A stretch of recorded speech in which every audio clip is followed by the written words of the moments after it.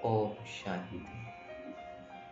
तो आज हम चिंतन करेंगे 8 जून 1971 की मुरली, जिसका टाइटल है जीवन के लिए 3 चीजों का आवश्यकता है, खुराक, खुशी और खजाना। एक बहुत सुंदर मुरली है जिसमें बाबा ने बहुत सारे डीप गुह्य राज भी बताए हैं। तो इसको हम 2 पार्ट में चिंतन करेंगे। तो आज फर्स्ट पार्ट में हम देखते हैं कि बाबा कह रहे हैं कि जैसे हम जानते हैं कि लौकिक जीवन में क्या कहते हैं, 3 बेसिक रिक्वायरमेंट है, रोटी, मकान और कपड़ा। ऐसे वो तो हो गया स्थूल रूप से। बाबा कहते हैं चाहे लौकिक हो चाहे अलौकिक हो, हमारे जीवन में 3 चीज का आवश्यकता है। वो क्या है? फर्स्ट है खुराक, दूसरी खुशी और तीसरा खजाना। तो बाबा कहते तीनों बातें सभी को आवश्यकता है, क्योंकि खजाने के बिना कुछ नहीं होता है, खुशी के बिना भी जीवन नहीं, क्योंकि निराश हो जाता है खुशी के बिना, और खुराक यानी शक्ति भी तो आवश्यक है। तो बाबा कहते हैं खुशी हो गई प्राप्ति, बाकी खुराक क्या है और खजाना क्या है?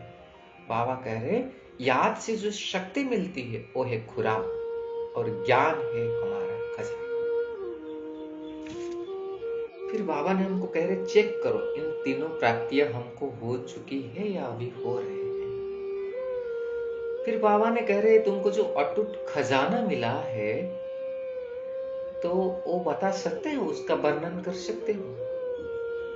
एक सुंदर मेथड बाबा ने इधर बता रहे हैं कि, तो बाबा जैसे कहते हैं ना कि सागर को गागर में समा करके दिखाओ, ऐसे बाबा कहते हैं खजाने को वर्णन करो। ऐसे वर्णन करो, बाबा ट्रिक दे रहे कि 1 2 3 4 5 इनके अंदर जैसे सारे खजाना आ जाए।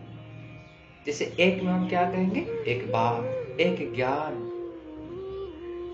एक राज्य, एक भाषा, एक कुल। तो ऐसे ही बाबा कहते हैं सारे ज्ञान के खजाने को नोट करो। 2 में क्या कह सकते हैं?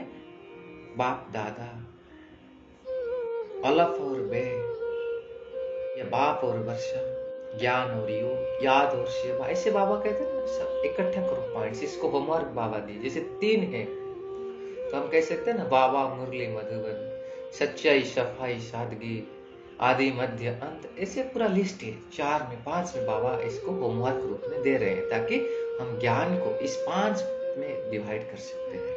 इसलिए बाबा कहते हैं इस खजाने को जितना वर्णन करेंगे, फिर मनन लाएंगे, तो उतनी खुशी मिलती जाएगी। और जब खजाने को मनन करेंगे ना, तो मगन अवस्था ऑटोमेटिकली हो जाएगी। इसलिए बाबा कहते हैं खुशी भी मिल जाती है, खुराक भी मिल जाती है, और खजाने की स्मृति भी हो जाती है। इसलिए बाबा कहे जो खजाना मिला है उसी को हमको मनन और वर्णन करने से हमको खुशी भी मिल जाती है, खुराक भी मिल जाती है, और स्मृति भी आ जाती है। बाबा कहते हैं कि ऐसे तीनों ही बातों में जब स्मृति रहे, उसी को कहेंगे श्रेष्ठ जीवन। फिर बाबा पूछ रहे हैं क्वेश्चन की, याद की यात्रा में रहने से कोई करामत आती है क्या? तो बाबा एग्जाम्पल देते हैं कि जैसे दुनिया वाले क्या करते, रिद्धि सिद्धि वाले अपनी करामत दिखाते। बाबा कहते हैं हमारे जो शक्तियां मिलती है, हमको यहाँ करामत समझ करके प्रयोग नहीं करना है, लेकिन कर्तव्य समझकर शक्ति को प्रयोग करना है। उनका तो करामत की बात है, लेकिन बाबा कहते हैं हमारा क्या है, इसको श्रीमत का प्रैक्टिकल कर्तव्य समझ करके चलना है। इसलिए बाबा कहते हैं श्रीमत और करामत में काफी फर्क है। करामत मतलब मिराकल्स, तो दुनिया वाले चाहते हैं हम रिद्धि सिद्धि करके दिखाएंगे। बाबा कहते नहीं, हमको श्रीमत के हिसाब से उसको प्रयोग में लाना है। इसलिए बाबा कहते हैं जब इसको हम श्रीमत समझकर एक शक्तियों को प्रयोग करेंगे, तो हमारा संकल्प कर्तव्य को भी पूरा करेगा। बाबा यहाँ तक भी बताया है कि संकल्प से हम किसी को बुलाएंगे, किसी को संकल्प से कार्य की प्रेरणा भी देंगे। इसलिए बाबा कितना सुंदर एग्जाम्पल दे रहे। बाबा के जैसे बटन दबाने से टेलीविजन चल जाता है ना, ऐसे हम संकल्प करेंगे यहाँ, और उसी की बुद्धि में वो क्लियर चित्र खींच जाएगा। ऐसे कनेक्शन चलेगा बाबा के लिए। इसलिए बाबा कहते हैं ये कब होगा? जब बुद्धि में और सभी बातें समाप्त होकर के सिर्फ श्रीमत की आज्ञा जो मिली हुई है वही चलती रहे। बाबा कहते कोई भी मिक्सचरिटी ना हो, व्यर्थ संकल्प भी श्रीमत में मिक्सचरिटी ना हो, यह भी मनमत है। तो बाबा कहते जब बुद्धि ऐसे क्लीन और क्लियर होगी और सिवाय श्रीमत की कोई मिक्स नहीं होगी, तब हमारे अंदर ये शक्तियां आ जाएगी और हम यहाँ संकल्प करेंगे वहां उसका साकार हो जाएगा। तो कितना बहुत बड़ी बात बाबा ने कही। बाबा कहते यही गायन है शक्ति उनका कर्तव्य के निमित्त। फिर आगे बाबा ने निर्मल संता दादी जी से मिलते हैं। तो उस समय कलकत्ता में म्यूजियम बन रहा था। तो बाबा कहते हैं कि म्यूजियम द्वारा सभी आत्माओं को कैसे शांति का वरदान प्राप्त हो वही सोचो। बाबा कह रहे कि ऐसे शांति दल बन जाओ कि गवर्नमेंट द्वारा शांति दल के रूप में ऑफर आपको मिले। ऐसे कहां अशांति होगी और ये शांति दल जाकर के वहां सेवा करेंगे। बाबा कहते ऐसा ऑफर मिलना चाहिए। इसलिए बाबा ने एक बहुत सुंदर बात कह रहे हैं जो हम सबको ध्यान देना है। बाबा कह रहे हैं कि अपना पालना का कर्तव्य को बढ़ाओ।